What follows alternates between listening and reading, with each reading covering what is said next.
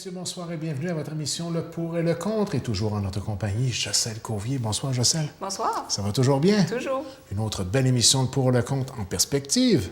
Effectivement, un autre sujet que les gens ont beaucoup participé sur Facebook, toujours de façon interactive, donc c'est plaisant.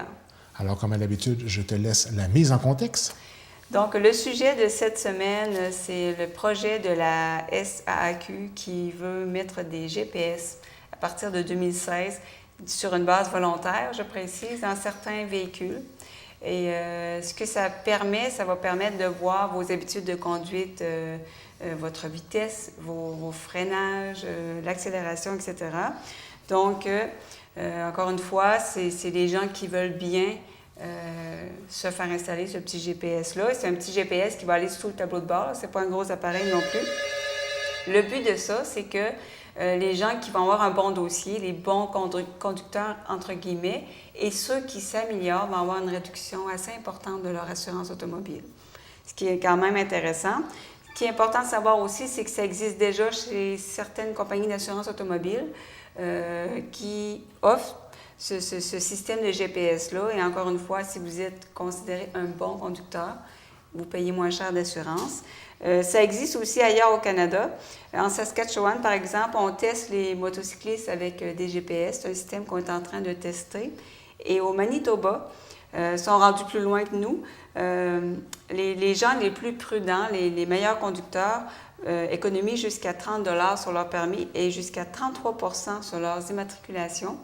Et ce qu'on appelle les délinquants, les plus mauvais conducteurs, ils vont payer jusqu'à 2500 $ pour avoir le droit de conduire. Donc, surtout en ce qui concerne les motos, hein, des fois, ça va être des frais là, aussi élevés que ça. Là. Je crois que ça joue aux alentours de 2000 $ pour l'immatriculation au niveau des motos. Là.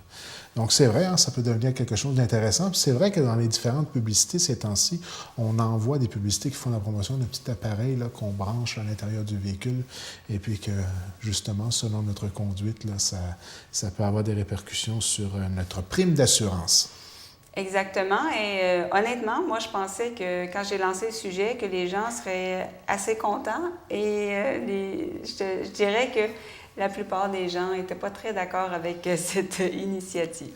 Au moins, c'est sur une base volontaire. Oui, voilà. Ça fait que pour ceux qui ne veulent surtout pas que tout soit enregistré, parce que ce sont peut-être des personnes un peu plus, disons, actives sur la route que d'autres, puis ils ont réussi peut-être à se faufiler dans toute leur période de conduite durant leur vie. Ils ne seraient nécessairement pas intéressés à ce que toutes ces données-là apparaissent là, sur leur dossier. La formule est comme à l'habitude, les arguments pour, les arguments contre, mais là, cette semaine, on commence par les arguments pour. Alors, ça pourrait permettre d'améliorer les comportements généraux de l'ensemble des conducteurs. Voilà un argument qui est intéressant. Je pense que oui. Et si moi, je pense à moi, par exemple, si j'avais un appareil comme ça, il me semble que, veut pas, on penserait peut-être plus à adopter les meilleurs comportements routiers. C'est pas dans le sens qu'on fait exprès d'habitude de ne pas respecter les limites. Mais il me semble que ça te fait rappeler encore plus de respecter les limites, d'une bonne distance avec les voitures, si tu as un freinage à faire. Je pense que ça améliorerait vraiment les comportements, là. Te connaissant, toi, probablement t'arrêterais de faire des starts puis de c'est passer sur des lignes doubles, de la haute vitesse dans le village, ça te ressemble tellement. Totalement. Ça diminuerait les accidents, j'imagine que c'est là un peu le principe de base. Hein. Évidemment, si on veut faire si on prend une mesure comme ça, c'est justement pour diminuer les accidents. Il y a quand même eu une diminution des accidents de la route ces dernières années. Il y a eu beaucoup de campagnes de publicité à la télévision. Ça fonctionne. Et là, ce qu'on disait, c'est que c'est de plus en plus dur de diminuer les accidents parce que là, déjà, on fait tellement de pubs, à un moment donné, il faut trouver d'autres façons. Oui. Donc, c'est pour ça qu'on irait de ce côté-là pour essayer d'aller chercher encore plus de gens, les conscientiser et diminuer les accidents. Là. On dit maintenant avec un argument que je trouve vraiment intéressant ici, plus juste, les bons conducteurs ne seront plus pénalisés par les mauvais conducteurs. En fin de compte, ça deviendrait payant de faire attention à sa façon de conduire. Bien, effectivement, c'est pas tout le monde qui conduit de la même façon. Il y a des gens qui vont avoir un très bon dossier de conduite, qui n'ont jamais perdu de points, etc. Et justement, ce qui est bien, par exemple, pour les permis de conduire, maintenant, on en tient compte, pour le coup, des permis. C'est vrai. Si tu perds des points, ça va te coûter plus cher. Et oui, je pense que c'est une bonne idée, justement, pour que les gens qui travaillent fort pour bien conduire ne soient pas obligés de payer des primes qui n'ont pas de bon sens parce que d'autres qui, disons, font peut-être moins attention, causent plus d'accidents. Là. Que c'est déjà offert par des compagnies d'assurance. Donc, c'est ça, c'est pas... c'est sûr, ça nous surprend parce que moi, honnêtement, je ne savais pas que ça existait avant d'avoir vu l'article dans les journaux. Mais c'est pas nouveau. Ça fait à peu près 3 ans que certaines compagnies d'assurance l'offrent ici au Québec. Donc, c'est comme une tendance qui s'en vient. Ça existe aussi aux États-Unis. Donc, on ne peut pas faire comme si ça n'existait pas. Là. On suit le courant un peu aussi. Là. Je note. Conduire est un privilège et non un droit. Et on le répète souvent. C'est un privilège et c'est un privilège qui peut être révoqué à n'importe quel moment si on n'a pas des bonnes habitudes de conduite. Donc, c'est sûr que ça choque beaucoup les gens, l'idée qu'on serait surveillé, etc. Et je comprends ça aussi. Mais il ne faut pas oublier que conduire, c'est un privilège et c'est normal que ce soit encadré, moi, je pense. Là. Que ça demeure comme tel. Oui. Mais c'est vrai qu'avoir une voiture, quand on est jeune et d'avoir accès à se promener un peu partout sur le territoire, c'est souvent synonyme de liberté. Faire de la moto l'été aussi, ça peut être synonyme de liberté. Il y a un grand sentiment de liberté derrière l'acquisition d'un permis de conduire tout de même. Bien, c'est sûr, honnêtement, je ne sais pas si moi j'adhérais à cette mesure-là, à ce programme-là, parce que c'est sûr que tu n'as plus sûrement le même sentiment de liberté, tu te sens toujours surveillé. Là. C'est peut-être un peu difficile de l'oublier ouais. que ce bidule-là est en place. Peut-être qu'à la longue, on finit par oublier, mais les premières semaines, ça doit être quelque chose. On a peur que ça aille de se faire chicaner. C'est ça. Mais la beauté de la chose, c'est que ça demeure tout de même sur une base volontaire et on a un commentaire pour, justement, dans ce sens-là, de VA, sur une base volontaire, en plus, possibilité de réduction d'assurance, oui, je suis pour. Ben oui, je pense que c'est un bon argument parce qu'il ne faut jamais oublier, c'est que souvent, j'avais les commentaires des gens, mais on avait tendance à oublier que c'est une base volontaire. Ce n'est pas une loi qui va passer ça que... Ça change tout. Là. Si ça ne serait pas une base volontaire, ça serait... Là, ça bêmerait peut-être notre droit. Là, oui, totalement. Là. Je pense qu'il faut que ça reste une base volontaire pour ceux qui ont envie de baisser leur prime d'assurance ou qui ont envie tout simplement d'améliorer leur comportement sur la route. Mais donc... Partant du principe que c'est sur une base volontaire, je pense pas que ça peut déranger les gens que ça n'intéresse pas. Là. Ils ont juste à ne pas embarquer là-dedans. Je te laisse le prochain argument. Donc, ça m'a fait sourire. Il y a un intervenant qui me disait qu'on devrait en plus ajouter des caméras. Lui, il était plus que pour la mesure. Il faut la fermer avant de rentrer au cinéparc. C'est ça. Exactement. Pour ceux qui sont des habitués du cinéparc, qui comprennent. Donc, c'est elle qui nous disait, moi, je serais pour les caméras aussi. Comme ça, ceux qui disent que c'est pas de leur faute et sont rendus de l'autre côté de la ligne jaune, ils seraient filmés. Ce serait cool, à mon avis. Je pense que c'est quelqu'un qui a un fait vécu, qui n'aime pas trop le comportement. C'est une certaine frustration derrière le commentaire. Hein. Mais effectivement, des fois, tu vois... On se dit tout le temps, mon Dieu, la police n'est pas là quand des choses comme ça arrivent. Tu te fais dépasser sur une ligne jaune, des choses qui n'ont pas de bon sens, puis tu te fais dépasser par la droite. Oui, s'il y avait des caméras, je pense qu'il y en a plusieurs il y aurait des petites surprises. En demeurant sur la même ligne, pour ne pas faire de jeu de mots, devrait être obligatoire pour les délinquants. Même principe que l'éthylomètre, pour l'alcool, bien sûr. Un témoignage de SFD, ça doit être une option et ça devrait être installé sur les voitures de conducteurs qui aiment boire ou se droguer. Oui, ça, je pense que la plupart des gens étaient assez d'accord là-dessus parce que, dans le fond, c'est le même principe que l'antidémarreur pour les gens qui se sont déjà fait prendre avec l'alcool au volant.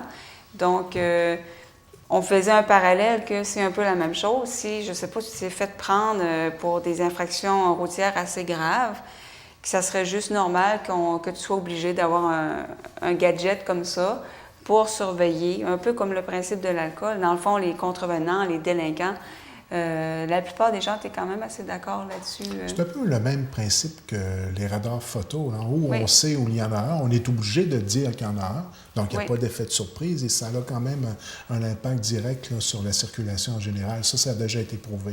Exactement. Il y a un peu le même débat sur ces fameux radars-là, qu'ils ne font pas l'unanimité dans la population québécoise. Exactement.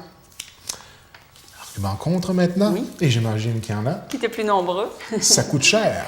Oui, c'est évidemment, c'est pas donné. Comme je le disais, il ne faut pas imaginer des espèces de gros GPS comme on prend pour aller voyager. C'est vraiment des petits gadgets. Mais il y a quand même un coût associé à ça.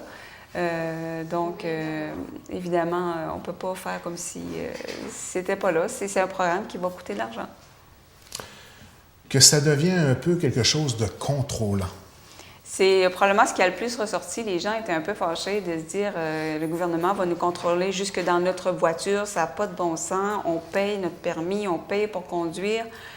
En plus, on va se faire espionner. Donc, il y avait une colère. Je comprends aussi parce que ça dépend c'est quoi le but aussi, là, mais c'est effectivement contrôlant. Automatiquement, une atteinte à la vie privée aussi, hein? Ben oui, c'est sûr que les gens ont peur aussi à qui vont être vendues ces informations-là. Dieu sait que maintenant, de par nos téléphones intelligents, on retire une foule d'informations et sans nécessairement nous demander la permission préalable. Bien là, on disait même que, disons que ce programme-là soit établi, tout ça, qu'il faudrait que les données ne soient même pas traitées par le gouvernement, par une espèce de firme complètement distincte, qui ne savent pas le nom des conducteurs, que ce soit des numéros, qui renvoient les résultats, pour avoir une espèce de neutralité. Parce que là, si les données sont acheminées un peu partout, là, c'est sûr que c'est notre vie privée, là. C'est un bon argument, ça. Atteinte à la liberté de conduire dont on parlait tout à l'heure. Les gens ont été assez sensibles là-dessus, comme je disais. On est seul avec notre voiture et puis on a le sentiment d'être... C'est un des plaisirs de la conduite, de la liberté. Donc, évidemment, c'est sûr que ça vient nous brimer un peu là-dessus. On ne peut pas juger de la conduite sans avoir toutes les données, exemple freinage brusque pour éviter un animal, ces choses-là. Je ne sais pas si le logiciel en question arrive à faire, disons, la différence entre un freinage d'urgence versus un freinage... C'est quelqu'un qui me faisait la remarque sur Facebook et je trouvais ça, j'avais pas pensé à ça, mais effectivement, si le GPS détecte que tu as fait un freinage brusque, pour le GPS, ça veut peut-être juste dire que tu suivais de trop près une voiture, mais dans le fond, peut-être c'est juste qu'il y a un raton laveur qui a passé, qui a traversé le chemin. Donc, est-ce que le GPS peut vraiment bien juger de ta conduite juste avec les données de freinage et d'accélération? Il y a quelque chose qui me dit que l'argument qui s'en vient, là, c'est peut-être un qui a été, en tout cas tu me confirmeras si c'est un argument qui a été populaire, que les assurances vont augmenter. Et on a MD qui dit ultimement, ça va faire monter le prix moyen des assurances. Les réductions vont être proportionnelles aux augmentations. C'est sûr que... Ça a ressorti... Je pense qu'il faut s'y attendre. Hein? On n'a pas de cadeau dans la vie, surtout des compagnies d'assurance. Et c'est ça, si certains économisent, c'est d'autres qui vont payer de l'autre côté. Ils vont aller chercher leur argent quelque part, parce que s'ils perdent de l'argent en nous donnant des cadeaux, des rabais, ils vont aller la chercher ailleurs. Donc, c'est un très bon point, effectivement, que ça a l'air beau sur papier, mais dans les faits, là, on va sûrement payer. Là. Je te laisse la prochaine affirmation. Ça a beaucoup ressorti aussi l'espèce d'arrière-pensée, parce qu'on se dit, le gouvernement, c'est beau, c'est pour éviter les accidents, mais il y a une arrière-pensée derrière tout ça. VL nous dit, compte car il y a toujours des arrière-pensées. Comme nous en Europe, les radars pour prévenir l'accident au début est rendu maintenant pour faire un maximum d'argent, c'est plus la même chose. Donc, un témoignage d'un Européen. Et effectivement, l'idée peut être très bonne au départ, d'éviter des accidents, faire économiser les gens, mais ça dépend de l'arrière-pensée, et ça, on ne le sait pas personne. J'ai entendu exactement le même argument en ce qui concerne les radars, là. Et puis que c'est vraiment des machines à faire de l'argent. Ça nous donne une espèce de malaise. D'un autre côté, on se dit quelqu'un qui roule à 140 dans une zone de 100 et puis qui est tout à fait conscient qu'il le fait, puis qu'il puis il considère qu'il y a le moyen de le faire, bien, il a juste à payer, je veux dire. C'est sûr qu'il n'y aura pas le nombre de points pour pouvoir le faire régulièrement, mais qu'il y aura à vivre avec les conséquences. C'est sûr. Des fois, on se dit, ça donne quoi de rouler nos limites si... mais il y en a qui sont Joe Bad Luck, qui vont être dépassés une fois, puis... Ils vont se faire prendre, et d'autres font ça toute leur vie, c'est sûr. Sans jamais se faire prendre. C'est essayer de mettre un peu de justice là-dedans. Oui, non, c'est évidemment. On va payer d'une façon ou d'une autre, commentaire de SB, c'est rire des gens, comme d'habitude. S'ils mettent en place ce système, elle trouvera bien le moyen de siphonner de l'argent aux bons conducteurs tout en leur faisant croire qu'elle les récompense. Je pense que tout à fait pas confiance au système en tant que tel. Bien, je dirais que la plupart des gens se méfient. Se méfient beaucoup du gouvernement. Ben, je peux les comprendre aussi. Je sais pas pourquoi. On s'est fait échauder pour pas mal de choses dans la vie, donc je peux comprendre. Il y a des gens aussi qui disaient il va falloir que c'est vraiment écrit sur papier, qu'on va avoir une réduction de la prime d'assurance parce que je ne le crois pas tant que je ne le verrai pas. Donc les gens ont une grosse méfiance. C'est très compréhensible aussi, là, je veux dire. Des gens pourraient se voir refuser des réclamations si on juge qu'ils ont fait un excès de vitesse. Ça, c'est quelque chose aussi auquel je n'avais pas pensé. C'était des articles qui avaient paru dans les journaux. Et effectivement, disons que vous attrapez un accident et avant votre accident, votre GPS dit que vous avez fait une accélération. Est-ce qu'on va juger que vous avez fait un excès de vitesse et c'est ce qui a causé l'accident? Donc, il ne faut pas réclamer. Ça peut donner que, dans le fond, pourrait se retourner contre nous, là. Bien, effectivement. S'ils sont analysés de façon... Effectivement, parce que comme le disait tantôt, mentionnait quelqu'un, t'as beau te défendre, ben oui, mais j'ai accéléré pour contourner un obstacle sur la route, mais le GPS, pour lui, t'as fait une accélération sans raison.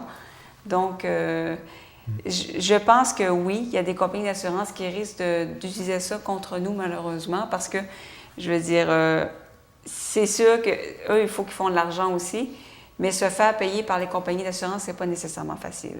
Ça pourrait aller à l'extrême, hein, qu'on se fasse tout simplement refuser de pouvoir contracter une assurance. Ben oui, ça, c'est une autre chose à laquelle il faut penser. Disons que le gouvernement nous montre des espèces de dossiers où on a notre historique de conduite, nos accélérations, freinages, etc., nos défauts de conduite. Et disons que les compagnies d'assurance, éventuellement, peuvent avoir accès à ça parce que personne ne le sait.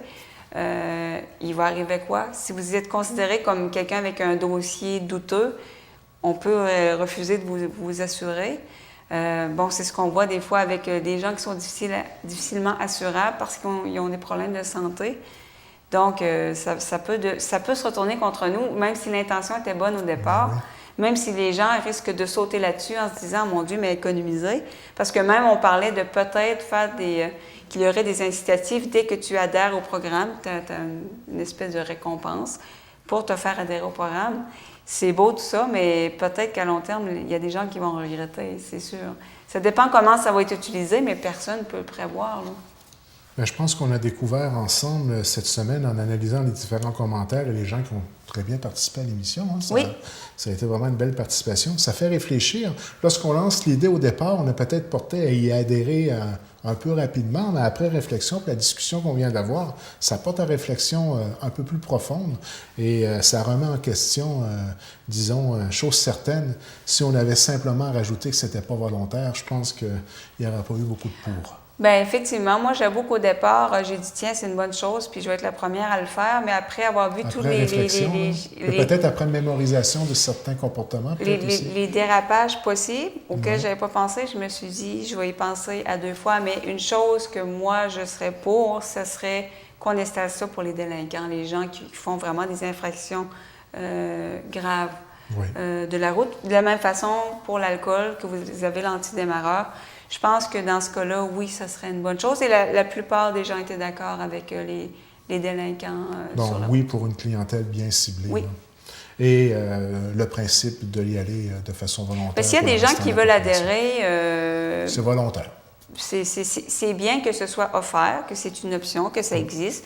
Pourquoi pas? Tant que ça reste volontaire, je ne pense pas qu'il y a de problème. Là. Et que ça rime la liberté de chacun. Voilà. Bien, ce fut encore très intéressant cette semaine. Et la beauté de la chose. Ça revient la semaine prochaine. Plaisir de se voir la semaine prochaine.